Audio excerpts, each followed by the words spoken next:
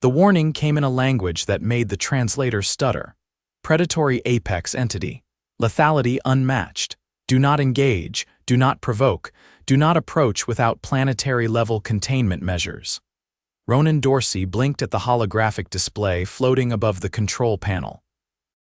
The alien seated across from him, Ambassador T-Val of the Zyrene Accord, had gone pale, or whatever the Zyrene equivalent was. Its skin had darkened into a dull gray, and the 3 slits along its neck pulsed erratically. "You're telling me this thing," Ronan gestured to the image rotating slowly in the center of the room, "is the most dangerous predator in the galaxy?" T-Val's eyes didn't move from the image. The creature floated with an almost serene grace, its 6 muscular limbs folded beneath it, eyes closed, mouth slightly open.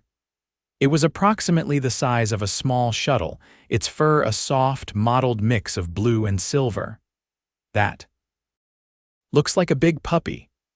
T-Val snapped its head toward Ronan, eyes wide with alarm. "Do not jest, human. That is a Zarnak. It annihilated the population of 3 moons in under an hour. It does not hunt for survival. It hunts for stimulation." Ronan leaned in, squinting. "Are those floppy ears?" "Those are vibratory sensory lobes tuned to electromagnetic frequencies. They can detect the nervous system impulses of living creatures at a distance of over 50 kilometers.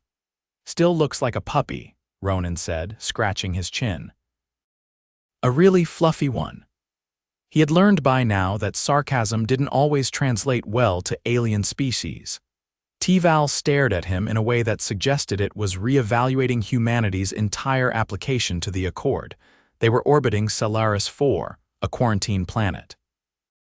It had been designated as a secure observation zone for the Zarnak, which had been captured, or rather, lured into containment by a coalition of 13 species working together over 2 years. The creature had not responded to any attempts at communication.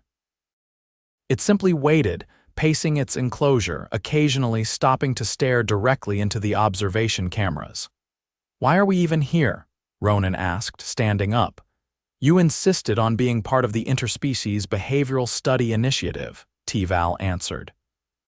"Your people were given permission to observe under strict parameters. You will not approach the glass. You will not speak to it. You will not make direct eye contact." Ronan wandered closer to the viewing window, separated from the habitat by an energy shielding rated to withstand orbital bombardment. "Looks like it's napping." "It is never asleep," T-Val said. "It pretends." Ronan looked back at the ambassador. "You're serious, aren't you?" T-Val didn't answer. Instead, it turned and began keying in commands into the observation console. Ronan turned back to the creature. He couldn't help it. Something about the Zarnak's posture, the way it curled its tail around itself. It really did look like a dog. A massive, alien nightmare dog, sure, but still. "Can we try feeding it?" Ronan asked. "No, even if we know." The Zarnak's eyes opened. Ronan froze. 2 luminous orbs, pale green with pupils like slivers of obsidian, locked onto him. T-Val noticed immediately. "Step back," the ambassador hissed. Ronan took 1 step, then another. The Zarnak rose to its full height, stretching its limbs languidly. It yawned or bared its teeth. Ronan wasn't sure. It padded forward, each step soundless despite its weight. "You said this thing killed 3 moons, populations, entire species. It learns hunting techniques in seconds. It adapts to weapons. It cannot be sedated. Nothing has worked." The Zarnak reached the barrier. It stopped inches from the energy field, tilting its head. Ronan didn't move. Then it sat, its tail swished once against the floor behind it. "Okay," Ronan said, "that's not what I expected." "It has never reacted like this before," T-Val whispered. Ronan crouched slowly. T-Val nearly screamed. "Do not kneel." That is a submissive posture, but the Zarnak didn't attack. It mirrored the movement, lowering its massive head until it was nearly level with Ronan's. It blinked once, then again. Ronan raised his hand, palm out, not touching the barrier. The Zarnak leaned in. Its nose came within centimeters of the shield. Ronan whispered, "Who's a good boy?" T-Val staggered back from the console, visibly panicking. This is not possible. It has devoured entire military units. Why is it responding to you? Ronan stood up slowly. Maybe it just needed someone to talk to, or maybe it is manipulating you. That's also possible. 3 weeks later, Ronan was back. Somehow, the Accord had approved another visit. The scientific community had exploded with theories. Was it imprinting? Could the Zarnak be forming bonds? Was it mimicking behavior to lure prey? Today, they were testing interaction through a reinforced observation room with a secondary containment field. Ronan stepped into the chamber, suit tight against his skin, helmet on. The Zarnak was already there, waiting. It padded forward the moment he entered. Ronan didn't flinch. He extended a hand. The creature sniffed it through the field, then pressed its head against the transparent barrier. "I think it likes you," said Dr. Kess, the lead xenobiologist, through the comms. "I think it wants to lick my face," Ronan replied, "and I'm not sure how I feel about that. Don't let your guard down. We've seen no signs of aggression, but that doesn't mean it's safe." The Zarnak pawed at the ground, then lay down again. "It's been acting like this every time I come in," Ronan said. "Submissive posture, no growling, no lunges." "It's not a dog," Kess said. "That thing is a biological weapon. Keep that in mind." "I know," Ronan said, but still, he couldn't shake the feeling that there was more to it.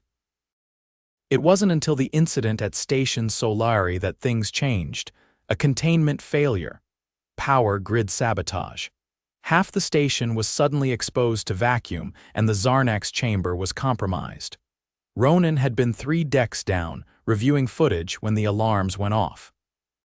He didn't think. He ran. By the time he reached the secondary chamber, the emergency shields were already failing. The Zarnak was loose. It didn't attack. Instead, it was standing over 2 unconscious technicians, shielding them from falling debris with its body.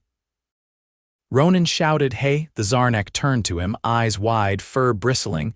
"You remember me?" It didn't move. Ronan took a step forward. "Let them go. I'll help you." The Zarnak rose slowly. One of the technicians groaned. The creature backed away. Ronan knelt beside them, checking pulses. He looked up. The Zarnak was still there. "Come on," Ronan said. "We need to get to the evac bay." He didn't expect the Zarnak to follow, but it did. Back on the surface, the scientists were divided. Some believed the Zarnak had evolved beyond its original instincts. Some thought it was a trap, but no one could deny that it had saved 2 lives. After weeks of observation, the Accord reluctantly approved a limited behavioral trial. Controlled exposure, no weapons, no stimulation. Ronan was assigned as the primary handler. He wasn't thrilled about the term.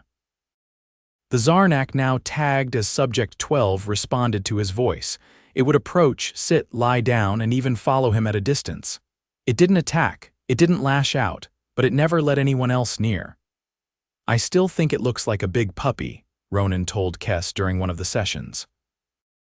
"You bonded with a creature that has no known language, no culture, and has killed more beings than we can count," she replied. "That's not a puppy," Ronan shrugged. "It hasn't killed anyone since we met, that we know of." Then came the test. An unauthorized drone, hacked in by a fringe xenophobic group, crashed into the observation zone. Armed with plasma charges, it exploded near the sleeping Zarnak. Ronan was caught in the blast radius. He woke up hours later in the medbay, ribs broken, arm fractured, concussion throbbing behind his eyes. "Where's Subject 12? He croaked. Kess looked at him. Her expression was unreadable. "It dragged you out of the fire. Your ribs are broken in 3 places. You've got a hairline fracture in your left radius, but you're alive because it shielded you." Ronan blinked. "It saved me." "Yes." Then it returned to its habitat. It hasn't moved since. Weeks of recovery followed. Ronan couldn't walk without pain for over a month. Physical therapy began once he had healed enough to stand. The Zarnak didn't approach anyone. It barely ate until Ronan came back. The moment he entered the enclosure, it stood, then it padded forward. "Hey, buddy," Ronan said quietly. "Miss me?" The Zarnak pressed its nose gently against his chest. Still looks like a big puppy, he said. Kess didn't argue this time, neither did the Accord. The room smelled like antiseptic and burnt synth foam. A fan hummed near the ceiling, but the recycled air still carried a faint metallic tang. Ronan shifted in bed, wincing as pain traced a jagged line from his ribs to his left shoulder. His arm was strapped across his torso with a high-tension sling. His legs were free to move, but the dull ache in his hips made any adjustment feel like a negotiation. A low chime sounded. The door slid open, and a figure stepped inside tall, with scaled shoulders that shimmered like frost on titanium and a neck that pivoted in segments. Its translator was embedded beneath the jawline, barely visible. "You are functional, about as functional as a dropped comm unit," Ronan muttered. "Who are you, Envoy Ralvin of the Sindari Observation Corps?" "I am here to examine anomalies in Subject 12's behavioral log. Are you here to thank me for not dying, or just to poke around for data?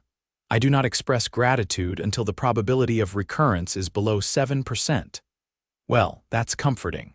Ralvin stepped closer, angular eyes narrowing as it scanned the data feed beside Ronan's bed. "Your cardiovascular rhythm is elevated. Do you require sedation?" "No, I require answers." "What happened to the Z Subject 12 after the blast?" "Nobody will talk to me." Ralvin paused, head tilting in a way that suggested deliberation. "The entity relocated you to a pressure corridor and remained immobile for 6 hours.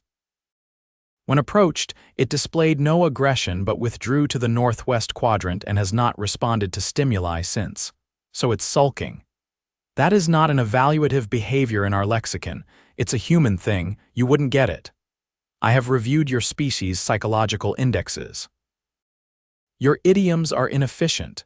Ronan gave a half laugh, which immediately turned into a cough.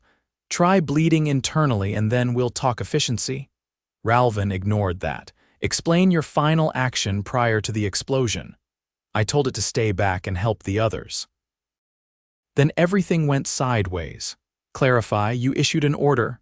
"No," I asked, politely. Ralvin's crest flared, a subtle but visible sign of confusion. "The subject complied?" "Yeah, that's what I'm saying. It didn't kill anyone. It got me out, then vanished into a corner." "This contradicts all precedent." Ronan stared at the ceiling. "Yeah, well, maybe precedent needs a vacation." There was a long pause. Then Ralvin asked, "Do you possess neural manipulation capabilities?" That a polite way of asking if I mind-controlled it. "Yes." "No, I'm not telepathic, psychic, or whatever you call it. I don't have implants. I just talked to it like it wasn't a monster." Ralvin turned toward the door. "Further analysis is required." "Yeah, you do that." The door whispered shut behind the envoy. The next morning, Ronan was helped into a mobility brace by a technician who didn't say a single word to him. His arm was still pinned, and every breath felt like sandpaper dragged across bone. But he could walk, sort of. The lift took him down 3 decks, accompanied by one silent security officer and a Sindari medic who kept checking his vitals every 30 seconds. The observation zone had been sealed since the incident, and even now, layers of clearance were required to enter. "You're letting me back in?" he asked, watching the scanner flicker green. "Not inside," the medic replied. "Just adjacent." The observation corridor had been reinforced. No glass now, just a thick composite wall with embedded screens. One of them flickered to life as he approached. The Zarnak sat in profile, facing a corner of the enclosure. Its back rose and fell in slow, rhythmic cycles. The fur around its left haunch looked darker, almost scorched. Ronan leaned in. "You didn't let them patch you up." The creature didn't look around. He tapped the screen lightly with his uninjured hand. "I'm still here, you know." The Zarnak's ears twitched. The medic gestured toward a nearby console. "You can speak through the interface." "No," Ronan said. "If it wants to hear me, it will." He waited. The Zarnak didn't move. A minute passed, then another. He exhaled. "All right, be that way." He turned to leave. The Zarnak shifted, not much, just a slight roll of its shoulder, and then it turned its head, eyes catching the camera. It didn't blink. Ronan faced it again. You're mad at me for getting hurt, the creature blinked once. Because I told you to help someone else, another blink. You're not a weapon, you never were. That's what you're trying to tell us, right? The medic made a noise behind him, maybe surprise, maybe disbelief. Ronan ignored it. I'm not going anywhere. You saved me. The screen dimmed slightly as the Zarnak lowered its head. By the next day, the Sindari had set up a behavioral lab adjoining the enclosure. Ronan was given a chair, 2 gel nutrient packs, and a limit of 15 minutes per session. He sat down, knees aching, and waited for the screen to activate. Session 1, said a voice over the intercom. Begin interaction. The Zarnak appeared, this time standing further back. It watched him. Hey, Ronan said. They say I've got 15 minutes, but I'm guessing you don't care. The creature shifted its weight. I still don't know what you are, but I think maybe you don't either. The Zarnak padded forward slowly. Each step was careful, deliberate. It stopped just short of the screen. I'm not here to test you. I'm not like them. The creature sat again. He began visiting daily. By the 4th day, the Zarnak had begun mimicking simple gestures. Tilted head when he did, shifted posture when he leaned forward. Once, when he scratched the side of his neck absent-mindedly, it raised its limb and touched its own shoulder. On the 7th day, it brought something. A piece of metal flat, triangular, scorched on one end. It placed it near the camera and nudged it forward. What is that? Ronan asked. Kess's voice came through the comms. It's from the drone that detonated. Why give it to me? Possible symbolic behavior. Ronan leaned closer. Did you want me to see this? Is this your way of saying you didn't forget? The Zarnak blinked. By the 12th day, they walked together. Not side by side, he still wasn't allowed inside, but as he moved along the observation corridor, the Zarnak mirrored him from inside the enclosure. It matched his pace, pausing when he did, stopping when he bent to tie his boot. The guards didn't like it. Neither did the diplomats. But the footage made its way to the Accord's Central Council. On the 20th day, during a scheduled review, Ronan was presented with a tablet. Ralvin stood beside him, flanked by 2 other observers, one from the Thren Collective, the other from the Vexari Continuum. You are being assigned as interim communicative liaison, Ralvin said, pending further review. In plain English, you are the only entity to whom Subject 12 responds consistently. Therefore, you will facilitate all further interactions. Ronan looked at the screen. It showed a live feed of the Zarnak lying in a low crouch, tail curled, eyes tracking a technician on the far side of the enclosure. I'm not trained for this, he said. You are not equipped, but you are effective. Great. That's how most of our species operates. Ralvin handed him a small device.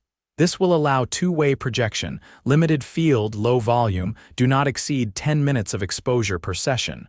Ronan took it. You're letting me speak directly to it, not speak, project. Language will be filtered into base-level emotional signals. It will not understand words. But it might understand tone. Ralvin's crest twitched. Possibly. Ronan turned toward the enclosure. Then let's try something new. He stepped into the projection chamber. The air shimmered and the walls fell away. He was surrounded by a synthetic recreation of the habitat with the Zarnak standing 20 meters away. He raised the device. Hey! The projection pulsed and a wave of warmth spread through the space. The Zarnak lifted its head. I'm still here. You didn't fail. The creature moved closer. You're more than what they say, and I think you know it. The Zarnak stopped just short of the boundary. Ronan extended his hand. The creature lowered its head and pressed its own forward, just enough to touch the air between them. The projection flickered, then stabilized. Somewhere beyond the wall, Ralvin muttered, "This is not possible." Ronan didn't respond. He stood still, hand out, while the deadliest predator in the galaxy leaned into it like a creature that had never known kindness until now. The first time Ronan stood without help, he nearly fell straight into the wall. "Don't rush it," said the med tech, a slender Thorlian with 3 fingers and a permanent scent of antiseptic moss. She adjusted the support frame around his torso, her fronds flicking in mild agitation. Your ribs are healed structurally, but the cartilage is still reluctant. Humans don't regenerate as efficiently as you seem to think. I'm not regenerating, Ronan muttered, steadying himself against the padded rail. I'm just stubborn. Same thing. Later that rotation, after an unscheduled evaluation by the Accord's ethics panel, who all took turns asking whether he believed the Zarnak was emotionally coercing, Ronan finally returned to the observation wing without being flanked by a security escort. For the first time, the corridor lights weren't dimmed. The surveillance drones floated higher, further back, less intrusive. Inside the enclosure, the Zarnak was upright but still. Eyes open, head low, tail extended. Not tense, just observant, Ronan tapped the signal on his wristband. The atmospheric partition shimmered, then faded, allowing his voice to carry through. I had to convince 6 species I wasn't being mind-controlled. You owe me. The Zarnak didn't move. I also told them about the metal shard you gave me. Kes thinks it was a peace offering.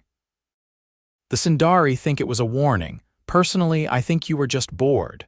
The creature blinked, then ambled to the edge of the barrier. It sat again, ears tilting in opposite directions. It's been a month now, Ronan said. You haven't made a single aggressive move. You followed every test protocol. You even let that Vexari researcher hover a probe over your flank without swatting it like a fly. The Zarnak exhaled slow, steady, controlled. Ronan had learned to recognize that as calmness or something close to it. I'm not here to ask you to perform, he continued. But I do need you to come with me, not far, just to the adjacent dome. Observation team wants to see how you respond to a change in environment. The creature's ears twitched again. No weapons, no restraints, just a new space. I'll be with you. The Zarnak turned its head slightly toward the hatch on its side of the enclosure, then back to him. I promise, Ronan said. No tricks. The outer door to the transfer corridor opened with a whir. The Zarnak didn't hesitate. It stepped through, tail swaying behind it. Kes met him outside the secondary dome, jaw tight. Her uniform had a stain on the hem, probably from the nutrient gel she hadn't finished. She looked like she hadn't slept in at least 2 days. You realize if this goes wrong, I'll be answering questions until the next orbital cycle. If it goes wrong, you'll be answering from orbit. Kes didn't laugh. This habitat is modeled after its original containment zone. Same pressure, same gravity, same temperature variance cycles. Only difference is the material, transparent crystallite instead of dull plating. We want to see how it reacts to visible external stimuli. Like? Ronan asked. Like you. He stepped into the adjoining dome ahead of the Zarnak. The floor was lined with soft traction mesh, the walls curving high and clear.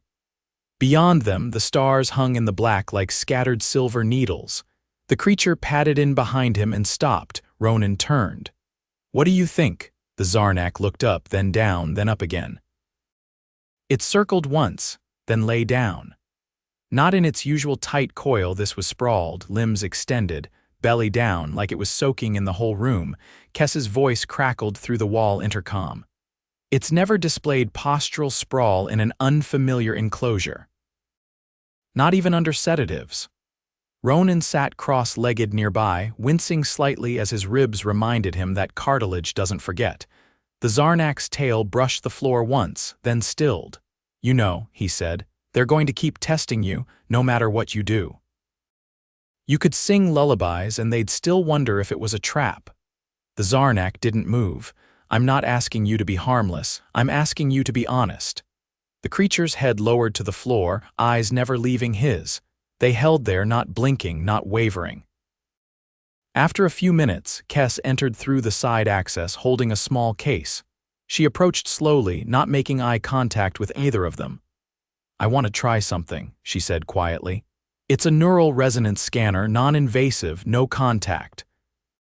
Just reads ambient emotional output and translates it into spectrum data. Ronan glanced at the Zarnak. You okay with that? No reaction, no growl, not even a blink. Kes activated the scanner. A soft yellow glow enveloped the device and a thin beam extended toward the creature's head, stopping just short of its brow. The device beeped twice. Then once more. Kess stared at the readout. That can't be right. What's it saying? Baseline stress, negligible, no aggression markers. Elevated attunement, elevated recognition. Ronan raised a brow. Recognition, it's identifying you as familiar, possibly kin. He looked at the Zarnak. That true, the creature blinked once, then shifted closer, not as a test, not as a threat, just proximity for the sake of presence. Kess deactivated the scanner. I've never seen readings like this, not even from bonded Tarvix pairs, and they imprint chemically. I don't think it imprinted, Ronan said. I think it decided. The rest of the dome trial went smoothly. The Zarnak explored the perimeter, sniffed at the air vents, nudged a loose panel with its paw and then left it alone. No lunges. No pacing. No signs of agitation. It even dozed for a while, tail twitching occasionally like it was dreaming. By the 4th hour, the Accord's observers had filed their reports and quietly logged the event as non-critical. Kess left to oversee the data transfer. Ronan remained seated, back leaned against the dome wall, eyes half-lidded. The Zarnak approached him and lay down again, this time with its side pressed lightly against his leg. He didn't move. You know, I wasn't exactly trained for this. The creature made a soft sound, almost like air escaping a valve. I was supposed to be a cultural liaison. Human to alien diplomacy. Gave a speech once about cooperative trade values. Didn't even get through the second paragraph before a Moxari delegate fell into a water tank and shorted the microphone. The Zarnak exhaled slowly. Now I'm apparently the only one in the galaxy who can talk to a creature that makes black holes nervous. The lights dimmed slightly as the dome entered night mode. Ronan leaned his head back, staring through the crystallite at the stars. I think I finally get it, he said. You weren't looking for a cage, you were waiting for someone who didn't treat you like a threat. The Zarnak didn't move, but its tail curled once around his boot, not tightly. Just contact. Hours later, when the retrieval alert chimed, Ronan stood slowly, stretching the stiffness from his back. The Zarnak rose as well, mirroring his movement. You ready to go back? The creature stepped ahead, leading the way as they exited. Kess was waiting, arms folded. You convinced the ethics panel. They're clearing it for supervised public observation. With you present, of course, Ronan blinked. You're putting it on display? No, we're letting it choose where to be. It's not a specimen, not anymore. He looked down at his leg where the Zarnak's tail had brushed against him. Then let's make sure everyone knows that. Kess nodded once. We're documenting this as an unprecedented behavioral shift driven by human interaction. Ronan shrugged. I just said hi. She didn't argue. By the next rotation, the Zarnak had chosen its own corner of the open habitat dome, a spot near the central viewing glass, where children from visiting species could watch from a safe distance. It sat there quietly, tail flicking occasionally, eyes half closed. Ronan visited once a day, sometimes twice. Not to test, not to observe, just to be there. When asked what humanity had done to tame the most lethal predator the galaxy had ever known, the official report gave a long answer full of behavioral charts, neural maps, and cultural analysis. Ronan gave a different one. We did what humans do best, he said. We showed up, we didn't run, and we asked if it wanted company. The galaxy didn't quite know what to do with that, but the Zarnak seemed to.